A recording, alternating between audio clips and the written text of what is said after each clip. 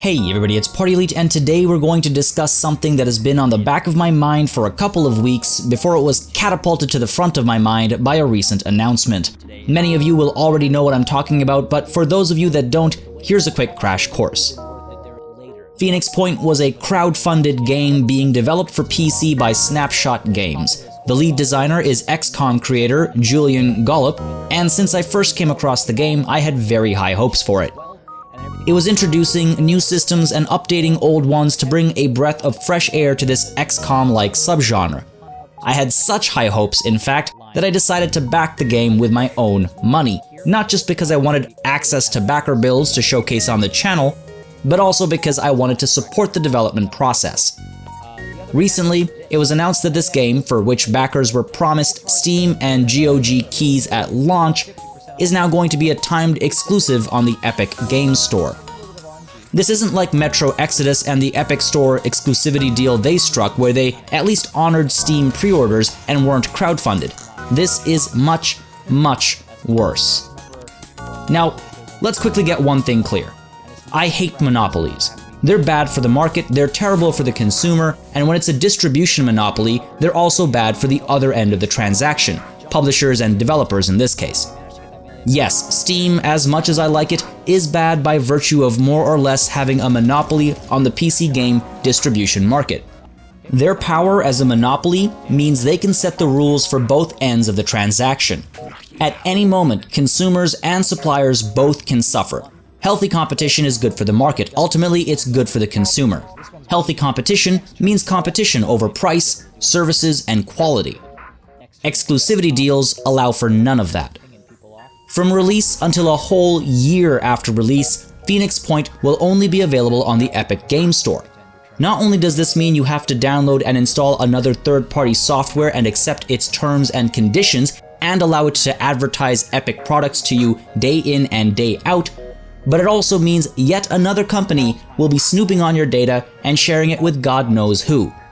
And remember, Tencent owns a big chunk of Epic, about 40% if memory serves. And the icing on the cake is that Epic will have near full control over price, patching, DLC distribution, and everything else that comes with running a distribution platform. If Epic wants to sell the game for $100, it hypothetically can.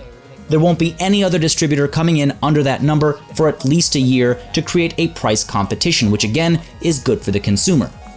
There won't be any other place to go and get the game for even $1 less without flying the Jolly Roger.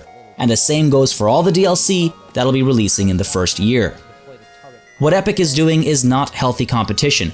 Rather than competing using better services and offerings for consumers, they're competing by using their fat stacks of cash to buy exclusivity deals from publishers and developers.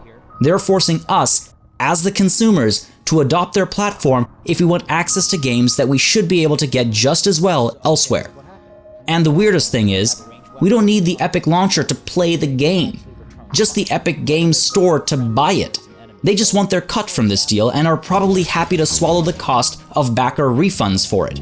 And the blame doesn't lie with Epic alone. The publishers and developers that are enticed by the dollar signs are willing to screw their backers and customers over for a cash injection.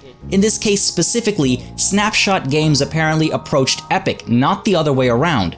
They seem to have used backers as an interest-free loan so they could create a viable demo to show Epic and then secure a real investment deal. And these same publishers and developers are now happily patting themselves on the back on their way to the bank as they offer things like free DLC for a year that backers were promised to begin with. That's not good enough. In my opinion, you can't make an ethically and morally bankrupt move and pay it back with consumer goods. It's not like a year later the consumer can just transfer all of that free DLC and the base game to a different platform. If anything, it's forcing the consumer to extend their commitment to Epic, a platform they may not have wanted to be on in the first place. In fact, many don't. But hold on, party, I hear you saying so that I can make this segue. Epic has to get a foothold in this industry somehow, and you're right, it does. The ethically correct and consumer-friendly way to do that is not through an exclusivity deal, but by competing on price. You know what makes Steam a bit of a hero in my books, despite its own flaws, and there are many of those? It's the consistency and scale of Steam sales. Huge discounts, across the board, for all sorts of games, old and new.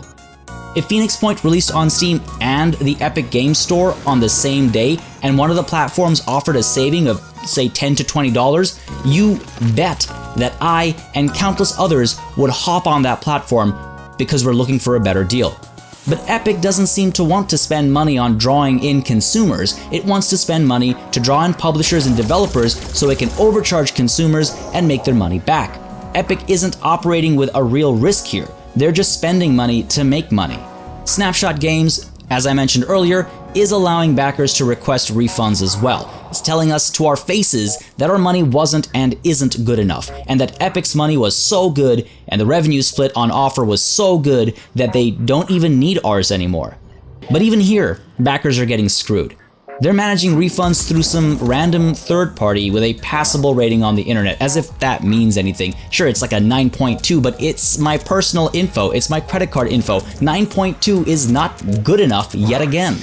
Why not just send me a check with a big fat Epic logo on it, instead of making me do a song and dance to get my money back?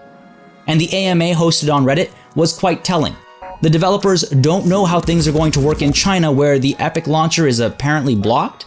They don't know what kind of mod support the platform will have. The free DLC for all backers doesn't take into consideration backers who would already be getting it for free. Linux support is likely completely out the window because apparently Epic doesn't care to support it on their launcher. Half the important questions on the AMA were left unanswered up to at least 2 days later when I checked.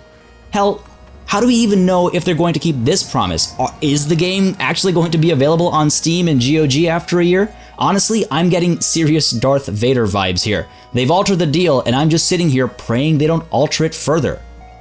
To present the other side and play devil's advocate for a second, there might very well be some really good reason for Snapshot Games' decision chasing after this deal. Developing a game can be expensive, and it is most definitely a grueling task. Maybe money was running low, and people were working for free just to get the game out. Maybe they were near bankruptcy and needed the cash injection to keep people fed. The realities of this business are harsh. But man, when you're crowdfunded, just be nice to the crowd that funded you and maybe let them know you're planning on reaching out to a third party. Transparency goes a very long way. As a perfect example, take a look at Iron Harvest and King Art Games. When they started their crowdfunding, play, they were honest from the start, and they let backers know that the gap funding would be from a third party, but that backers would not lose out on any of the promised material. It's that simple. Be transparent. I don't think the blame here, though, lies with any one person, and I'm sure everybody had reasons for their decisions. But hey, in this world, we vote with our money, and we can say no to Epic, Snapshot, and their exclusivity deals. I'm personally torn, because I want to still cover the game so you guys can see what ends up happening with it.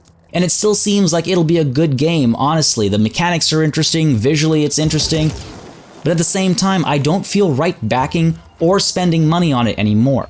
Not because of Epic, but because of the specifics of the deal, because of a lack of warning, because of a lack of transparency, because I feel like I've been insulted. Actually, screw it, I'm not torn. I want my refund. Now, I think this is very important.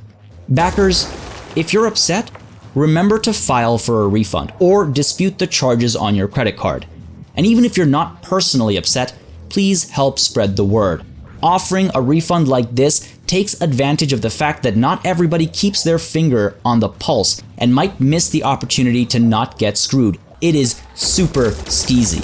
Consumers have got to watch out for each other, so shout it out from the rooftops. If you're not happy with this exclusivity deal, file for a refund right away, or be prepared to wait for an extra year before you get what you were promised. If you're fine with that, that's great, but let your friends know, let other backers know. This has to stop. I'll include a link to the refund portal in the description down below as well, just to make it a little easier. At the end of the day, exclusivity is bad for consumers to begin with, and it gets even worse when backers get screwed as a result. Honestly, just at least buy me dinner first.